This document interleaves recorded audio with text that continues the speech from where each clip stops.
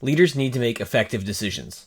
In this module, you're going to learn how to prioritize your team's efforts and more effectively become more efficient as a team and as a leader. Look, by setting the appropriate priorities and goals, leaders can ensure that only value-added activities are undertaken, improving productivity and, more importantly, engagement. Let's face it, in many businesses, we see and hear employees who always seem to be busy, but are clearly working on the wrong things. I would argue that we see employees who seem busy, but actually accomplish nothing of value. They just put in the time. I've had employees who always say that they can't do more. They don't have capacity.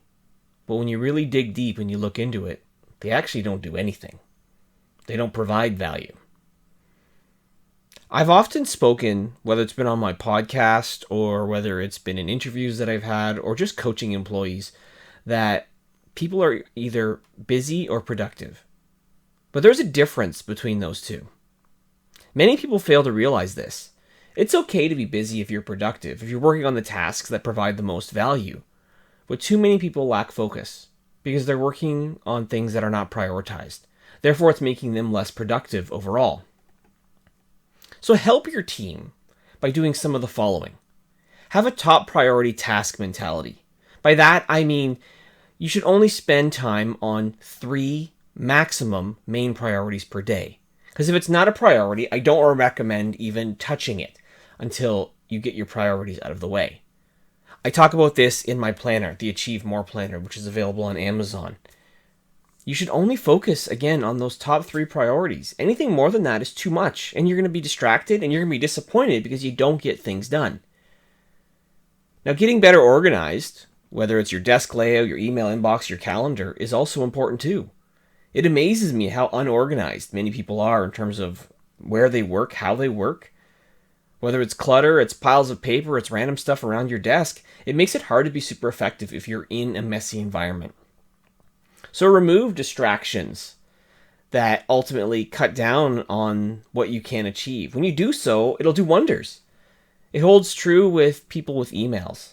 I can't believe how many people that I have worked with over the years who are struggling with their email, how to manage it. They can't get stuff done. They fall behind. It's all because they're just disorganized.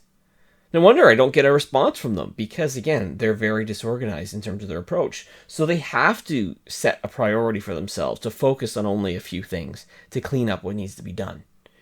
And ultimately, it comes down to when you're prioritizing is saying no. Saying no isn't a bad thing. In fact, I think it's a necessity. Because if you say yes to every request, you're going to lose focus and you're not going to tackle the most important things. So let's dive deeper into this module. Again, we're talking about setting goals and setting priorities. Doing it the right way. Because your team needs to be working towards something. So whether it's referred to as targets, goals, KPIs, it's essential that we have some way that we're measuring the work that we do. Now I'm going to list some reasons here why I think it's important to set goals for whenever you want to accomplish something of value. But goals, they really provide direction. Goals tell you how far that you've gone. Goals also help you see what's attainable. They clarify roles and responsibilities of the people that you have that you're working with. And I think most importantly, goals give you something to strive towards. You see, throughout my career, I have gone through periods as a leader, I'll be really transparent here, where I've struggled with being motivated. I've struggled with being motivated because I didn't have goals in place. The periods of time where I was most at my lowest, my most disengaged, is because I had nothing that I was working towards. Personally, professionally. I'm more motivated and engaged when I have something that I'm actually working towards. And I think all people are actually like this. You have to have something that you actually can aspire to. Something that gets you out of the day-to-day status quo, the grind. Something that actually push you to move forward, to actually achieve something and experience some growth. The same thing happens with our teams and our employees and our businesses. We can't just be going through the motions. We need to work towards something. That's the importance of goals. So I'm going to share briefly here the easiest, the best way, probably one of the most popular ways to actually structure your goals as a leader. A lot of you have probably heard of this before, but I want to go through it again because I think it's important. And I'm talking about SMART goals. A lot of leaders struggle with defining goals for their teams. The best and easiest way, in my opinion, is to set up as a SMART goal. So what do I mean by SMART, if you're not familiar with it? So SMART is an acronym. SMART. Each letter represents a certain part of these types of goals. So S stands for specific. They tell employees exactly what's expected, when, and how much. Measurable. Because goals are specific, you can easily measure the progress towards completion. Goals have to be achievable. Goals have to be realistic and achievable for yourself, for employees, for the business. Because when you set goals that are not, it's very discouraging. Goals have to be relevant. No one wants to chase a goal or pursue a goal that doesn't make an impact, that doesn't matter, that doesn't move the needle. Work for the sake of work is useless. And I'll talk about that in a future module when we start getting into more on waste. Also, all goals need to be time-bound. Every goal has to have a starting and end point, really tying into that measurable part.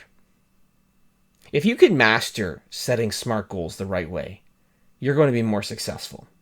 You're going to have a more engaged team, and ultimately you're going to achieve results.